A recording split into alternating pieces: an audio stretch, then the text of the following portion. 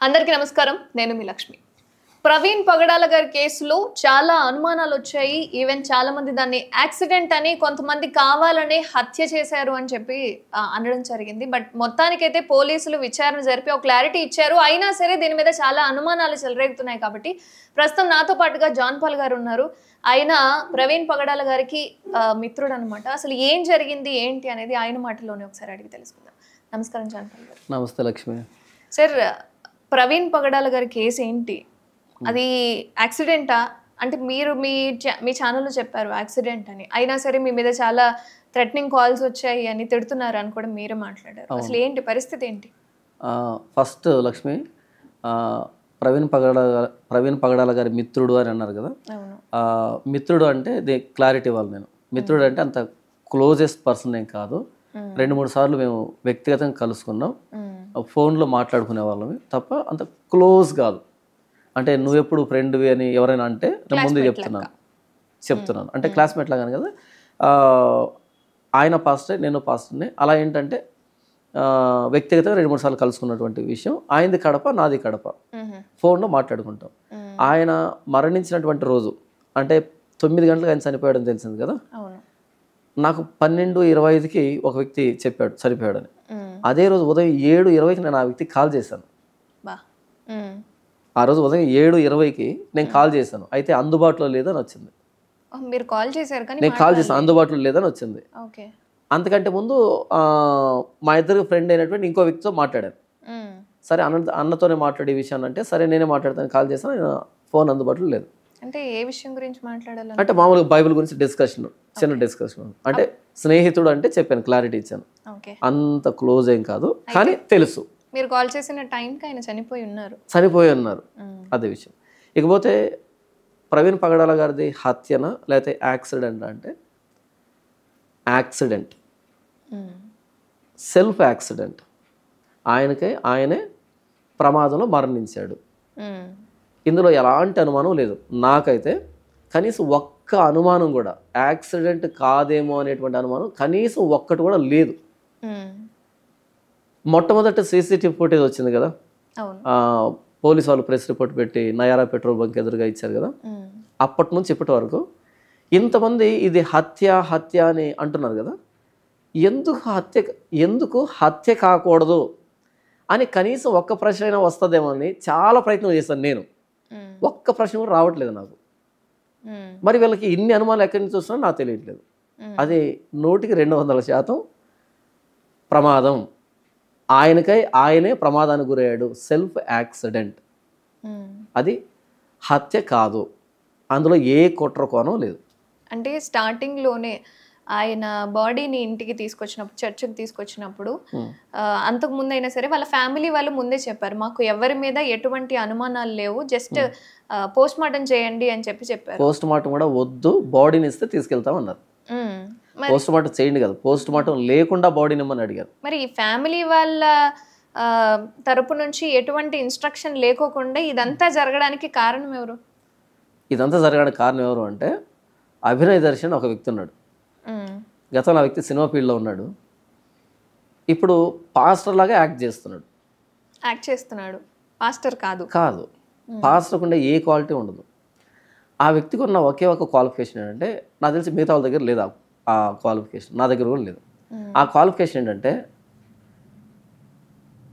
గట్టిగా కేకలేసి మాట్లాడడం, ఏ విషయం లేకపోయినా సరే దాన్ని విషయంగా మార్చడం, అసలు అక్కడ ఏమీ ఉండదు అక్కడ విషయాన్ని సృష్టించడం, గట్టిగా అరవడం, కేకలేయడం, అది తప్ప పాస్టర్కు ఉండే ఏ లక్షణం లేదు ఆ వ్యక్తికి. ఆ వ్యక్తి దీనికి కారణం. ఇంత గందరగోళానికి ఆ వ్యక్తి కారణం. చివరికి అక్కడ పోలీస్ స్టేషన్లో కంప్లైంట్ రాస్తారు కదా. కంప్లైంట్ రాసేటప్పుడు ఉదాహరణకి తమ్ముడు రాస్తుంటే కనుక అన్న అని, లేకపోతే బామర్ రాస్తుంటే కనుక మా మామ బావ అని. ఉదాహరణకి బావ అనుకుందాం. మా బావ యాక్సిడెంట్లో మరణించాడు ప్రమాదవశాత్తు అని రాస్తే వెంటనే ఆ పేపర్ను లాగి దాన్ని చింపి పడేసి యాక్సిడెంట్ అని మీరెలా చెప్తారు, అనుమానాస్పద మృతి అని రాయండి అని చెప్పి బలవంతం చేసిన వ్యక్తి అభినయ్ గారు. ఇంత గందరగోళానికి ఏకైక వ్యక్తి అభినయ్ దర్శన్ అనేటువంటి వ్యక్తి. అంటే వాళ్ళ కుటుంబ సభ్యులు ప్రమాదవశాత్తు యాక్సిడెంట్లో మరణించాడని రాస్తే దాన్ని చింపి బలవంతం చేసి, ఎందుకంటే ఎక్కువ మంది గుమికూడారు ప్రజలు, ఎమోషనల్గా పీక్స్లో ఉన్నారు. ఇప్పుడు వాళ్ళు ఆలోచించే శక్తి ఉండదు వాళ్ళకి. మనం ఎప్పుడైతే ఎమోషనల్ అవుతామో ఆలోచన పనిచేయదు, లాజిక్ పనిచేయదు, రీజన్ పనిచేయదు. అలా ఎమోషనల్గా ఉన్నారు కదా వీళ్ళు. కాబట్టి వీళ్ళందరూ ఎక్కడ తిరగబడతారన్న ఉద్దేశంతో బలవంతంగా అనుమానాస్పద మృతిని వ్రాయించాల్సి వచ్చింది ఈ వ్యక్తి వాళ్ళు. ఆ వ్యక్తి ఇంత గందరగోళానికి కారణం, అది విషయం. సరే, ఆ రోజు అనుమానాస్పద మృతి అంటే అర్థం ఉంది. పోలీసులు ఎవిడెన్స్ ఇచ్చిన తర్వాత కూడా మరలా అదే మాట్లాడుతున్నావు అంటే నీ వ్యక్తిగత స్వార్థం ఉంది ఇందులో. ఏంటి స్వార్థం అంటారేమో. ఈ ప్రవీణ్ అన్న చనిపోయాడు కదా, ఈ సింపతిలో మొత్తం అందరూ ఓన్ చేసేసుకున్నారు ఆయన్ని, ప్రవీణ్ పగడాల గారిని. మరణించగానే సింపతి క్రియేట్ అవుతుంది. అలా ఓన్ చేసేసుకున్నారు అంతా. ఇప్పుడు ఏంటంటే ఆయనకు ఏదో న్యాయం చేస్తున్నామని 4 మాటలు మాట్లాడితే మనం దాన్ని క్యాష్ చేసుకోవచ్చు అనేటట్టుగా గూగుల్ పే, ఫోన్పే పెట్టుకొని వీళ్ళు ఎమోషనల్గా ఉన్నారు కదా, నేను పోరాడుతున్నాను, నేను అది చేస్తున్నాను, నేను ఇది చేస్తున్నాను. కానీ సరే, మనం అక్కడికి వెళ్ళలేకపోయాం, మనం ఆయన చూడలేకపోయాం, మనం ఏ విధంగా ఉపయోగపడలేకపోయాం, మన వ్యక్తి కదా మరణించింది, ఆయన పోరాడుతున్నాడు కదా, ఒక 1000 రూపాయలు వేద్దాం. 1000 రూపాయలు పెద్ద విషయం కాదు కదా, ఆయన పోరాడుతున్నాడు కదా. 1000 రూపాయలు 1000 మంది వేస్తే బాబా 1,00,000 అవుతుంది కదా అక్కడనే. మీకు 1000 రూపాయలు వేస్తే 1000 మంది వేస్తే ఎంత అవుతుంది? ఇలా ఏంటంటే ఎమోషనల్గా క్యాష్ చేసుకోవడం వాళ్ళని. నేను చెప్పింది 1000 మందినే, కానీ కొన్ని లక్షల మంది చూస్తున్నారు ఆ రోజు నుంచి ఈ రోజు వరకు. ఉదయం ఒక లైవ్ పెడతాడు, మధ్యాహ్నం ఒక లైవ్ పెడతాడు, రాత్రి ఒక లైవ్ పెడతాడు, నిద్రావతి అర్ధరాత్రి కూడా పెడతాడు. ఇదే పని మీద ఉన్నాడు అనమాట. ఎంతమంది వేస్తున్నారు, ఎంత వేస్తున్నారు? తర్వాత ఆ వ్యక్తి ప్రవీణ్ అన్న మరణించక ముందు రోజు ఈ వ్యక్తి సబ్స్క్రైబర్లు బహుశా 17K ఆ 20K. ఈరోజు ఆ వ్యక్తి సబ్స్క్రైబర్లు 50+K. ఏం కంటెంట్ ఇస్తే ఎంతమంది వస్తారు చెప్పండి? జస్ట్ ఎమోషనల్గా ఇలా ఈ వ్యక్తి క్యాష్ చేసుకునే దానికోసం ఆ వ్యక్తి మరణాన్ని వాడుకుంటున్నాడు. శవాల మీద పేలాలు ఏరుకున్నట్టు అనే సామెత ఉంది. ఎగ్జాక్ట్గా అచ్చుగుద్దినట్టుగా సరిపోయే ఉదాహరణ అభినయ్ దర్శన్ అనే వ్యక్తి. కేవలం డబ్బు కోసం ఈ వ్యక్తే కాదు, ఇంకా కొంతమంది ఉన్నారు. గూగుల్ పే, ఫోన్పే పెట్టుకొని కెమెరాల ముందు అరిచరిచి ఆయన ప్రాణం ఎటు పోయింది, ఆ దేవుడు తీసుకున్నాడు, మనం ఏం చేయలేము దాన్ని. ఆయన చనిపోయాడు. ఆయన పరువును కూడా చంపేశారు, ఆయన క్యారెక్టర్ను చంపేశారు, ఆయన కుటుంబం తలెత్తుకోలేకుండా, ముఖం చూపించుకోలేకుండా చేసి పడేశారు. అదే మాట్లాడి ప్రతి ఒక్కరికి తెలిసేటట్టుగా ఆయన వ్యక్తిగతమైన విషయాన్ని మొత్తం సమాజం మీద రుద్ది ఈరోజు బయట వాళ్ళు కూడా ఎగతాళి చేసేదానికి కారణమవుతున్నారు. ఇప్పటికీ వాళ్ళ కుటుంబం మీడియా ముందుకు వచ్చి ఎందుకు మాట్లాడలేకపోతుందంటే ఏం మాట్లాడాలో తెలియక అంత గందరగోళం చేసి పెట్టారు. అసలు ఆయన మరణిస్తే బాధ ఎవరికి? అక్కకి కదా, సతీమణికి బాధ ఉంటుంది. ఆవిడే వదిలిపెట్టేస్తే, ఎందుకని తెలుసు తనకి. తను 9 గంటలప్పుడు ఫోన్ చేశాడు నైట్, నేను విజయవాడ క్రాస్ అయ్యానని. ఆయన ఏ కండిషన్లో ఉన్నాడు, ఆయన ఎలా మాట్లాడుతున్నాడు భార్యకి తెలీదా? అంతే కదా. భర్తకు ఉన్నటువంటి పరిస్థితులు భార్యకి తెలీదా? తనే మౌనంగా ఉంది. తనేమడిగింది? పోస్ట్ మార్టం కూడా లేకుండా బాడీ నిమ్మంది. అర్థం చేసుకోవాలి కదా, కనీస అవగాహన ఉన్న వ్యక్తి ఎవరైనా కామన్ సెన్స్ ఉంటే అర్థం చేసుకోవాలి కదా. సరే, ఏ ఉద్దేశంతో ఉందో మొత్తానికి తను గౌరవించాలి కదా. అలా గౌరవించకుండా వాళ్ళ కుటుంబంలో ఒక వ్యక్తి, మా జీవితంలో మమ్మల్ని బ్రతకనివ్వండి, మీకేంట్రా పోగొట్టుకున్నది మా వ్యక్తిని కదా అంటే ఆ వ్యక్తిని కూడా కొట్టడానికి ఎగబడ్డారంట అక్కడ. ఆ మాటలో తీవ్రత అర్థమవుతుందా? మా బ్రతుకులు మమ్మల్ని బ్రతకనివ్వండి అని అర్థం ఏమని? దీంట్లో జోక్యం కలుగు చేసుకోకండి అని. ఆయన ఎందుకు జోక్యం కలుగు చేసుకుంటున్నాం? నీ వ్యక్తిగత స్వార్థం ఏంటి? మూడవది, ఆ మీటింగ్లో, ఆ ఫ్యూనరల్ సర్వీస్లో అక్క ఏమందంటే, we are not here to take revenge అని అందామా. అంటే మేము ఎవరి మీద ప్రతీకారం తీర్చుకోవట్లేదు అంటే అర్థం ఏమని? మీరు దీన్ని వదిలిపెట్టండి అని. తర్వాత రిలీజియస్ హార్మోనీని కాపాడండి అంది. అంటే మతాల మధ్య సామరస్యతని కాపాడండి అంటే అర్థం ఏంటి? హిందువులు చంపారని వాళ్ళ మీదకి వెళ్ళొద్దు, ముస్లింలు చంపారని వాళ్ళ మీదకి వెళ్ళొద్దు, మీరు మర్యాదగా ఉండండి అని చెప్పింది. అర్థం చేసుకోవాలి కదా. ఇంకో విషయం ఏం చెప్పింది? Focus on your own ministries అంది. మీ పరిచర్యలను మీరు చూసుకోండి అంది. అంటే అర్థం ఏమని? మీ పని మీరు చేసుకోండి, దీంట్లో దూరకండి అని. అయినా సరే మాట్లాడుతున్నావంటే నీకేదో ఇందులో స్వార్థం ఉంది. ఇప్పుడు నా కుటుంబ సభ్యుడు చనిపోయాడు, మీకెందుకు అంత ఇంట్రెస్ట్? నేనే దీన్ని వదిలిపెట్టండి, మీకెందుకు అంత ఇంట్రెస్ట్? కేవలం స్వార్థం కదా. ఎక్కువ మంది మాట్లాడట్లేదు దీని గురించి. ఒక 5-6 మంది, వాళ్ళు కూడా ఎవర్రా అంటే గూగుల్ పే, ఫోన్పే పెట్టుకున్నటువంటి దరిద్రులు.